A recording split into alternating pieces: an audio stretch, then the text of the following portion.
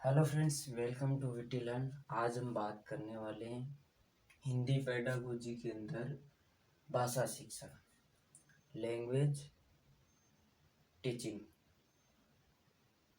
तो बात करते हैं कि भाषा शिक्षण होता क्या है। इससे पहले हमें एक शब्द देख लेना चाहिए कि भाषा क्या होती है। भाषा किसे कहते हैं?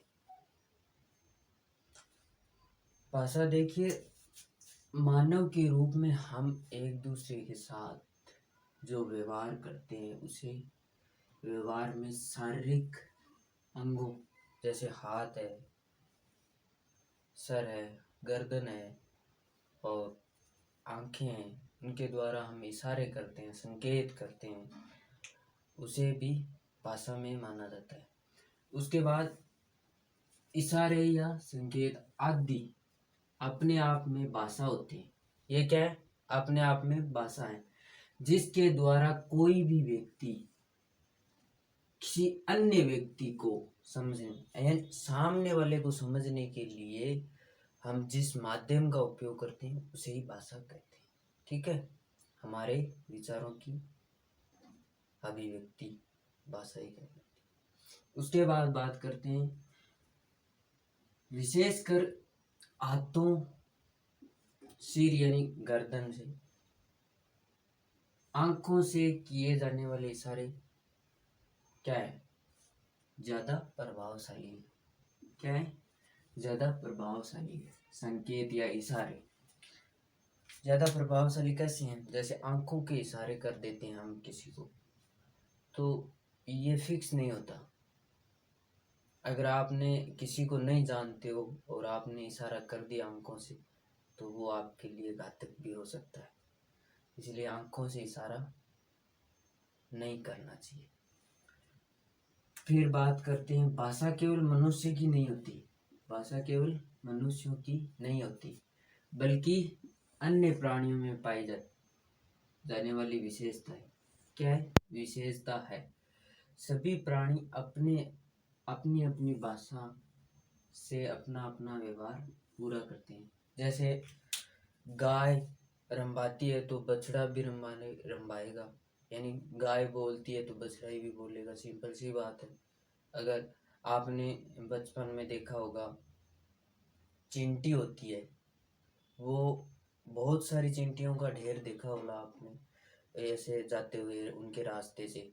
तो वो बीच में एक चींटी सामने से आती है तो दोनों साइड में होकर रुक जाते हैं और फिर कुछ देर बाद चल जाते हैं।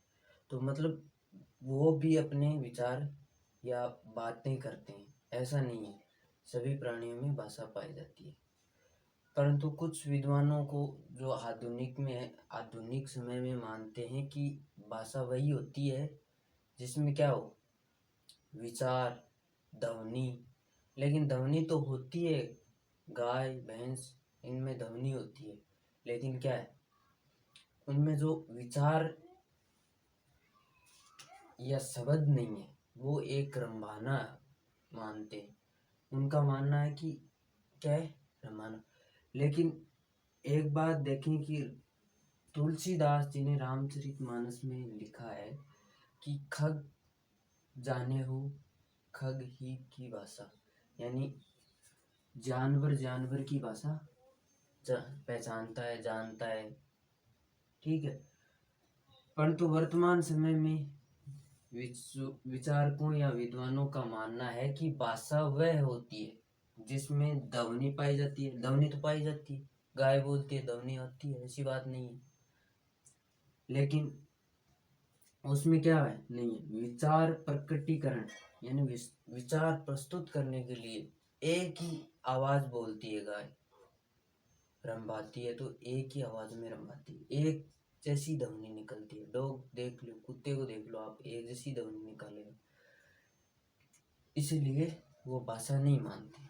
उसके बाद प्लेटो ने कहा है, विचार हमारी आत्मा, सॉरी यहाँ पे आत्मा शब्द हो रहा है, आत्मा, आत्मा की मूक बातचीत जब ये मुख बातचीत होते हैं, जब ये होठों से बाहर निकलकर ध्वन्यात्मक यानी होठों से बाहर, यानी हमारे आत्मा के अंदर विचार होते हैं, वो होठों से बाहर निकलते हैं, वो क्या करते हैं, ध्वनि का रूप ले लेते हैं। इसे ही हम भाषा कहते हैं। ठीक है, तो यहाँ पे आप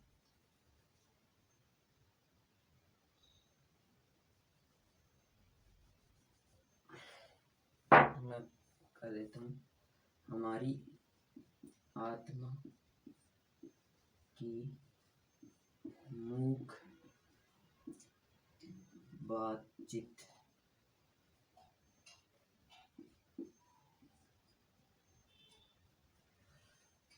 बातचीत है, ये होठों से बाहर निकल कर क्या करती थी, ध्वनि का रूप ले लेते, तो भाषा कहलाती। उसके बाद स्वीट सी परिभाषा दी है। उन्होंने कहा है कि भाषा विचारों की अभिव्यक्ति, यानी विचारों की अभिव्यक्ति का माध्यम या साधन है। यानी एक दूसरे के विचार कैसे समझ सकें, किस तरह समझना है, तो वो हम हमारे विचार शेयर करते हैं किसी दूसरे के साथ, वो क्या है, भाषा या भाषा का माध्यम, तो वो है भाषा का माध्यम कहलाता है। तो इसे ही क्या कहते हैं, भाषा। उसके बाद सुमित्रा नंद पंथ, इन्होंने कहा है कि भाषा संसार नाद में स्वरूप, यानी संसार में जो हमारे हृदय तंत्र झनकार यानी ध्वनि होती है, वो क्या है, भाषा है। उसके बाद बाबू राम सक्सेना, मनुष्य जिन ध्वनि चिन्हों द्वारा परस्पर विचारों का आदान प्रदान करता है, उसे ही क्या कहते हैं, भाषा। तो ये एक बार आप लिख सकते हैं, इसमें पूरा देख लीजिए। उसके बाद हम बात करेंगे भाषा की विशेषता। ठीक है,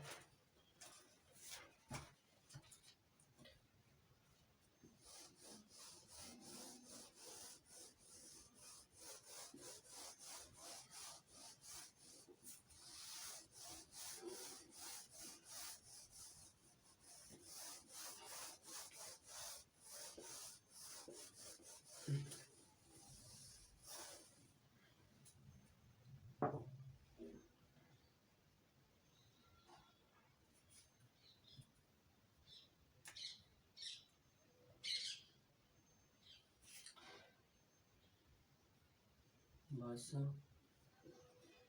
की विशेषताएं।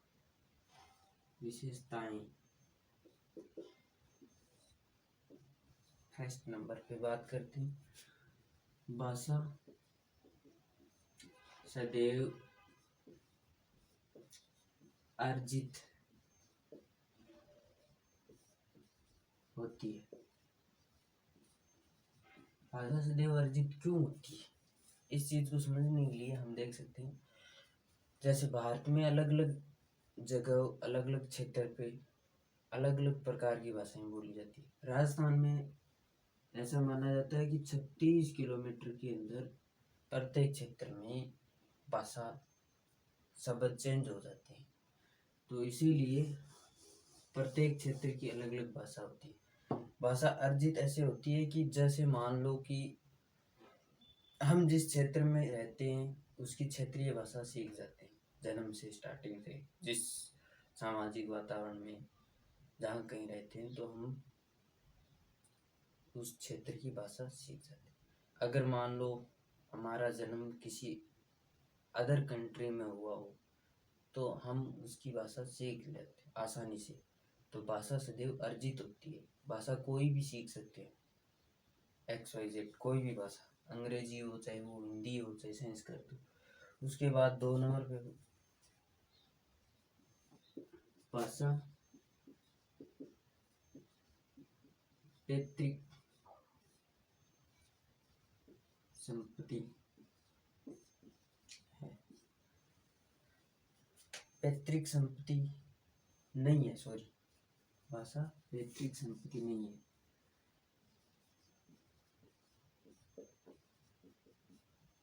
पैतृक संपत्ति क्यों नहीं है?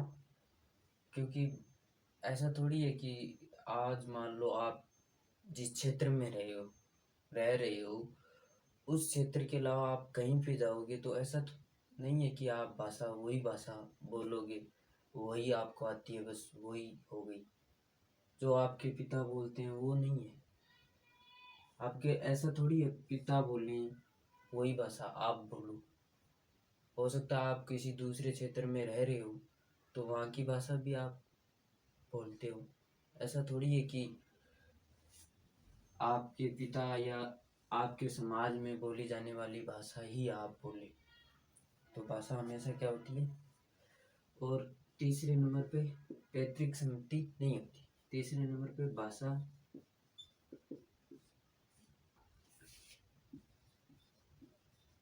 अनुकरण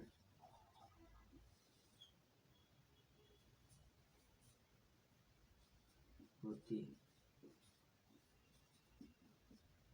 अनुकरण का मतलब सीखना। जैसे हम अपने परिवार में रहते हैं तो छोटे बच्चे को आप बोलते हो बोल पापा मम्मी, तो ऐसे करके वो हमारे पीछे पीछे जो आवाज़ या शब्द को बोलता है वही अनुकरण में आता है। तो भाषा कैसे सीखी जाती है? अनुकरण। ऐसा नहीं है कि आप यहाँ आके हिंदी बोलने लग गए, शब्दों का शुद्ध अशुद्ध करने लगे, वो तो अनुकरणात्मक ही है, वो तो आप वहाँ पे सीख रहे हो। लेकिन जैसे स्टार्टिंग में हम अनुकरण करना ही सीखते हैं। कोई भी आप छोटे बच्चे को देख लो, उसको हम कहेंगे कि ऐसा बोल, चाचा बोल, मम्मी बोल, तो ये उसके पीछे पीछे बोलेगा। तो भाषा क्या है? अनुकरणात्मक है। इसलिए उसके बाद बात करते हैं 4 नंबर, भाषा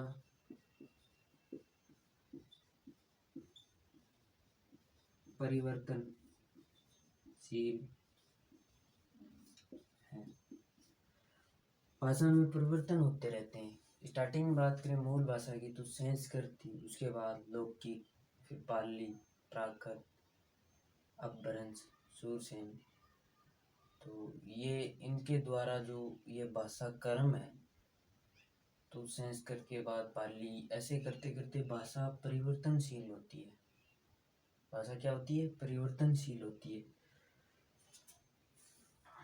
5 नंबर पे बात करते हैं, भाषा का कोई अंतिम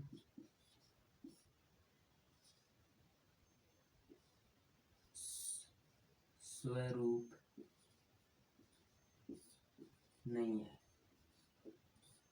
मतलब भाषा कोई अंतिम स्वरूप नहीं होता है। ये आप अगर आपको समझ में आता है कि भाषा परिवर्तनशील होती है तो ये अपने आप समझ में आ जाएगा। भाषा का कोई अंतिम स्वरूप नहीं होता।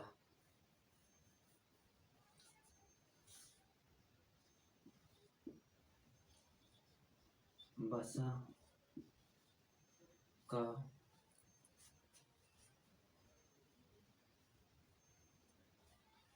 एक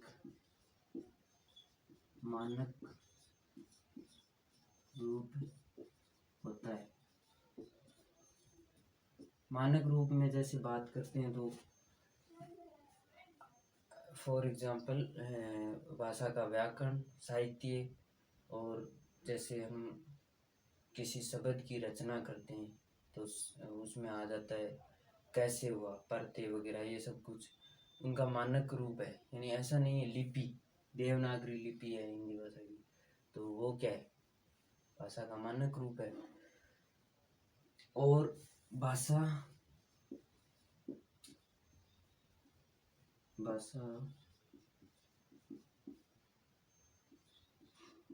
सामाजिक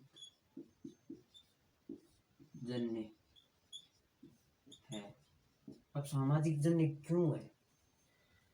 जैसे आप अपने समाज या परिवार में रहते हो तो वहाँ की भाषा सीखोगे आप सबसे पहले। ऐसा माना जाता है कि प्रथम बालक पर बालक की प्रथम गुरु उसकी माँ होती है। तो वो एक सामाजिक के अंदर ही आता है, और प्रथम पाठशाला परिवार, ऐसा माना जाता है।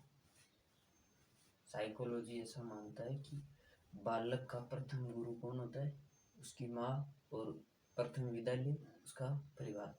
तो भाषा सामाजिक जन्य है, क्योंकि समाज में सीखी जाती है पहले स्टार्टिंग में। ऐसा थोड़ी है आपको, आपका जब भी जन्म हुआ तो आपको स्कूल में भेज दिया, आपने अपने परिवार में समाज में रह के बहुत सारा सीखा है, उसके बाद आप वहाँ पे गए हो। तो वहाँ पे जाने के बाद शुद्ध अशुद्ध का पता चला है धीरे धीरे। इसीलिए भाषा क्या है, तो ये हो गए हमारे, और भी काफ़ी हैं। भाषा वातावरण जन्य है, ये अगर आप याद कर लोगे इतने काफ़ी है। उसके बाद बाकी बात करेंगे नेक्स्ट। अगर वीडियो पसंद आया हो तो लाइक कमेंट शेयर ज़रूर कीजिएगा। बाकी करेंगे नेक्स्ट क्लास में। थैंक यू, बहुत बहुत धन्यवाद आपको।